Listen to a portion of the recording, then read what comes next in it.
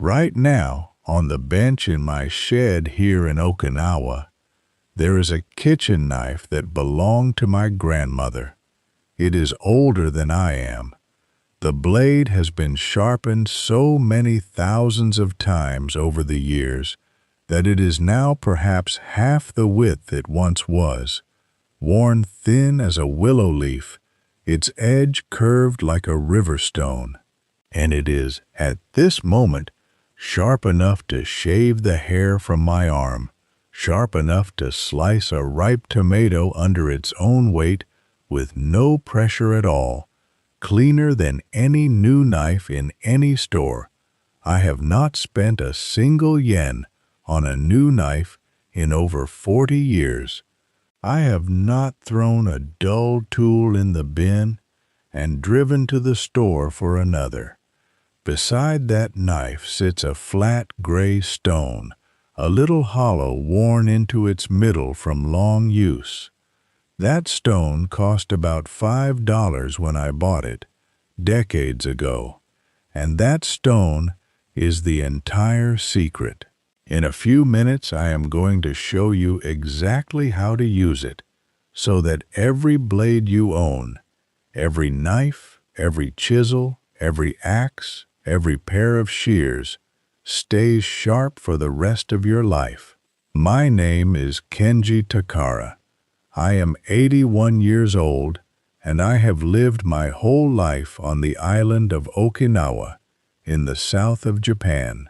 My family has worked with our hands for more generations than anyone can count.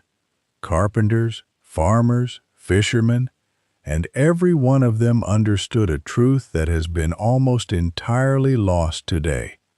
A tool is not a thing you use up and throw away. A good blade, cared for, will outlive the person who owns it and pass to their grandchildren. My grandfather sharpened his chisels every single day. My grandmother sharpened her kitchen knife on the stone by the well each morning before she cooked. To them, a dull blade was not a reason to buy a new one. It was simply a blade that had not yet been sharpened that day. And by the end of this video, you will never look at a dull tool the same way again. But before I show you, I must tell you the part that should make you a little angry. Walk down the aisles of any store today and see how they have arranged things.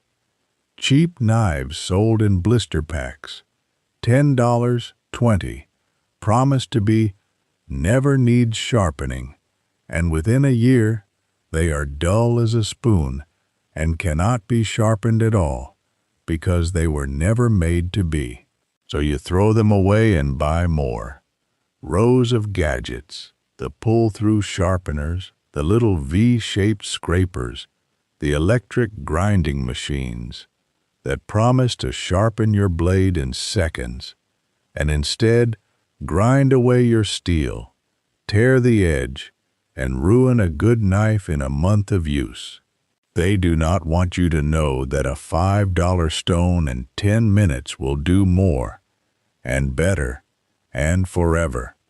Because a man who owns a sharpening stone and knows how to use it is a man who never needs to buy another knife or another gadget again.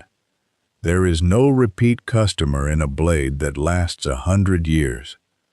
So they sold us the throwaway knife and the gadget that destroys it, and they let the stone gather dust.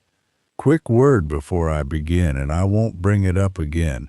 Everything I share here, there's far more of it than fits in one video, so I gathered it all into one book, The Takara Method, and right now I'm keeping it at a special price, lower than it'll normally be. The link's in the description, or point your phone at the code on screen. That's all. Now let me show you today's. Now here is where almost everyone goes wrong. And if you do not understand this one thing, you will not sharpen your blade, you will destroy it, and you will say the old man was mistaken. So listen closely. Most people, when they finally try to sharpen a knife, do the one thing that guarantees failure. They change the angle. They lift the blade. They tilt it. They rock it back and forth, chasing the edge, and with every stroke the angle wobbles a little more. And a blade sharpened at a wandering angle can never be sharp, because a sharp edge is nothing more than two flat surfaces meeting in a clean line. Wobble the angle, and instead of a clean line, you grind a rounded, dull curve. That is the whole reason your kitchen knives are dull, despite the drawer full of gadgets. The secret is not strength, not speed, not an expensive tool. The secret is holding one single, steady angle, stroke after stroke after stroke, until the two flat faces meet in a perfect edge. Everything else is detail. If you learn only to hold the angle steady, you will already sharpen better than 9 people in 10. And the tool that teaches your hand that steady angle is not a machine.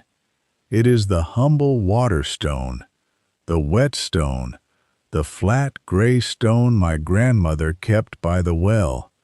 It begins with water, and with the simplest thing of all, soaking the stone before you ever touch it to steel. You take your stone and you rest it in a bowl of plain water, and you leave it there until the bubbles stop rising from it. This takes only a few minutes. The stone is faintly porous, and it drinks the water in, and this is essential. A water stone must be wet, soaked through, before and during all your sharpening. The water is not there merely to cool the steel. As you work, the water mixes with the fine particles worn from the surface of the stone, and it forms a thin gray slurry, a paste, right there on the stone's face. And that slurry is what does the true polishing of the edge. A dry stone tears. A wet stone, with its slurry, polishes. So keep water always at hand, and splash a little onto the stone whenever it looks dry. Never let it run dry as you work. Now, the stone itself.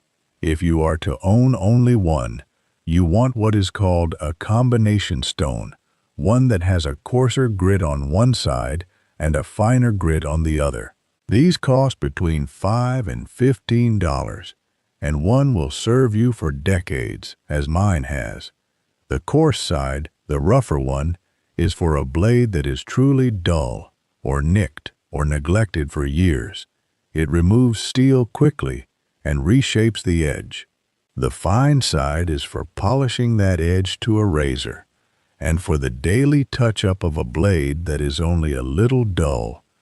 Most days, once you have your tools sharp, you will use only the fine side. The coarse side is for rescue.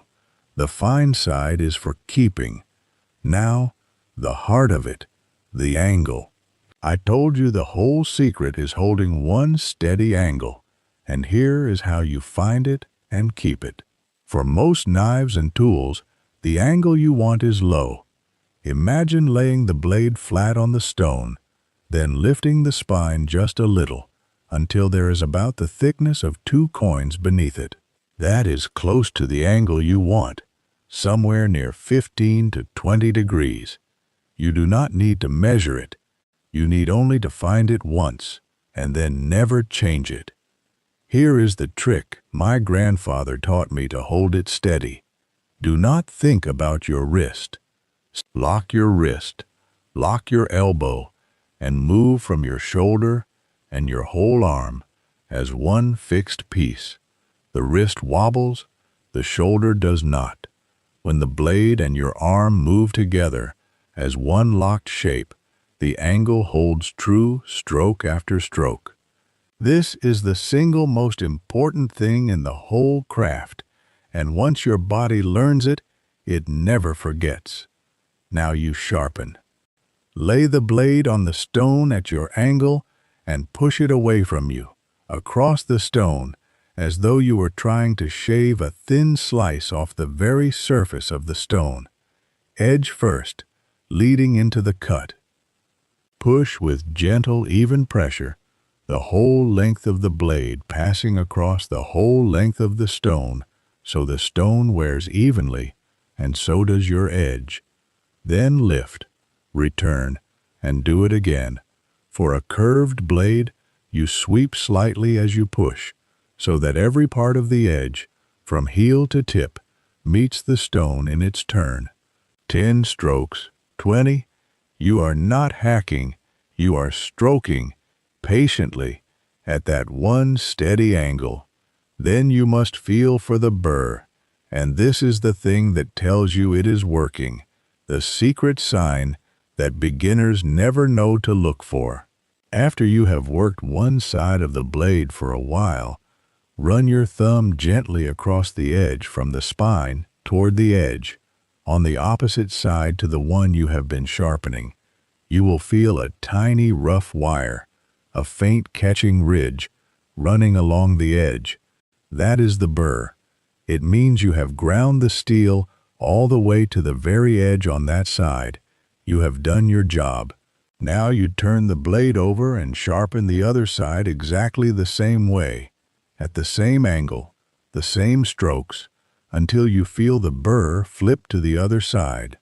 Back and forth, fewer strokes each time, lighter each time, until the burr grows so fine it falls away, and what remains is a clean, keen edge.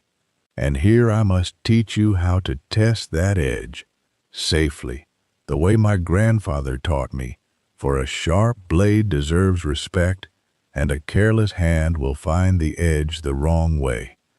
Never run your finger along the edge, ever. Instead, there are 3 safe tests. The first, look at the edge in the light. A dull edge catches the light and gleams as a thin, bright line all along it. A truly sharp edge is so fine it reflects nothing and seems to disappear. If you see no bright line, the edge is keen. The second test, rest the blade gently on your thumbnail at a low angle and see if it bites and grips rather than sliding. A sharp edge catches, a dull one slips. The third, and the surest for a kitchen knife, try to slice, not saw, through a single sheet of paper held upright in the air. A sharp blade parts it cleanly with one push, leaving a smooth cut. A dull one crumples and tears it. These 3 tests will tell you the truth of your edge without ever risking a cut. Learn them, and you will always know when you are done. Now let me give you the layers that most people overlook, the small things that turn a sharp blade into one that stays sharp for 20 years. The first, and the most important, the daily touch-up. This is the true secret hidden inside the title. A blade does not go from sharp to dull in a moment. It dulls slowly, a little each day. If you wait until it is truly dull, you must grind away much steel on the coarse stone to bring it back, and that shortens the blade's life. But if you give it just 5 or 10 strokes on the fine stone each time you use it, while it is still nearly sharp, it takes almost no steel, almost no time, and the blade simply never becomes dull at all. My grandmother's knife has lasted 80 years and more, not because she sharpened it hard, but because she sharpened it lightly, and often, and never let it go dull in the first place. Little and often, that is how a thing lasts a lifetime, not with great effort now and then, but with small care, always. The second, keep the stone flat. A stone, used over years, wears a hollow in its middle, where you sharpen most. You saw the hollow in my grandmother's stone. A hollowed stone cannot sharpen a true flat edge. So from time to time, you flatten it, rub it against another stone, or against a sheet of wet sandpaper laid on something truly flat, like a paving stone or a piece of thick glass, until the hollow is gone and the face is flat again. A few minutes, now and then. A well-kept stone, flattened when it needs it, will outlast you as surely as the blades it sharpens. The third, and the one nearly everyone forgets: dry your tools and oil them. Water sharpens, but water also rusts, and rust is the death of a good blade. So the moment you finish sharpening, dry the blade completely, and once dry, wipe it with a thin film of oil, a simple food-safe oil for a kitchen knife, a light machine oil for a chisel or an axe. My grandfather kept an oily rag in a tin in his shed, and he wiped every tool before he hung it up, every single time, without fail. A blade sharpened and then left wet will rust and pit by morning. A blade sharpened, dried, and oiled will wait for you, bright and keen, for 20 years. The sharpening keeps the edge, the oil keeps the blade, and the fourth, which few people think of at all, where and how you store a blade, matters as much as how you sharpen it. A keen edge thrown loose into a drawer, knocking against other steel, will dull and chip in a week, no matter how well you sharpened it. For steel against steel is the enemy of an edge, so give each blade its own place, where the cutting edge touches nothing hard. My grandmother kept her knife on a small wooden rack, edge up, touching only air. My grandfather kept his chisels rolled in a cloth, each in its own pocket, edge protected by the soft folds, a block of wood, a magnetic strip, a leather sheath, a simple cloth roll. Any of these will guard your edge between sharpenings. The finest edge in the world is wasted if you let it batter itself dull in a cluttered drawer. Sharpen it well, then keep it kindly. Let me tell you about my grandmother, for she is in every word of this, and in the very knife on my bench. She was a small woman, and her hands were not strong in the way a man's are, but she could sharpen a blade better than any carpenter I ever knew, because she had done it every morning of her life. Before the sun was fully up, before she cooked the rice, she would go to the well, wet her stone, and give her knife its few quiet strokes, a small ritual, so ordinary that as a boy I hardly noticed it. It was only when I was grown and I saw other people's knives, dull and abused and thrown away half-used, that I understood what she had been doing all those years. She was not merely sharpening a knife. She was refusing to waste, refusing to let a good thing decline through neglect when a few minutes of care would keep it perfect. That knife has outlived her by 40 years. When I sharpen it now, at the same low angle she taught my hands, I feel her standing beside me at the well. A thing cared for holds the memory of the hands that cared for it. And this is the whole of Mottainai, the deep heart of it. It is not only that we save the money of a new knife, though we do. It is that we honor the things that serve us by keeping them well, so that they may serve us for a lifetime and beyond. The modern world tells us that when a thing grows dull or worn, we should throw it away and buy another, bright and new. But a thing thrown away half-used is a small betrayal of the tree that gave the wood, the ore that gave the steel, the hands that made it. To keep a blade sharp for 100 years with a $5 stone is not merely thrift. It is a kind of respect, a kind of gratitude, a refusal to live wastefully in a world that begs you to. And there is a dignity in it, the dignity of a person who does not run to the store for what their own 2 hands and 10 quiet minutes can do better. We have been taught that we cannot sharpen, that it is a mystery for experts, that our blunt modern hands are fit only to throw the dull knife away. It is not true. Your grandmother's grandmother sharpened her own blades, and so can you. The only thing between you and a lifetime of keen tools is one $5 stone, a bowl of water, and the patience to hold one steady angle until your hands remember it. They will remember faster than you think. So tell me, in the comments below, where in this world do you live? And what is the oldest tool you own, the one you would most like to bring back to a razor's edge? Tell me your place and what you are keeping and mending. I read every message that comes to me, and I would dearly love to know who among you whets a stone this week and feels a dull old blade come singing back to life. And the next time we sit together, I will show you what my grandfather kept in a small clay pot in the corner of his shed. A simple mixture of oil and one other humble thing that he rubbed into the handles and heads of all his tools once a year, and that is the reason his axe handle, cut from a single piece of hickory, never once cracked or split in 50 years of hard use. It costs almost nothing, and it will make your wooden handles outlast 3 of the store-bought kind.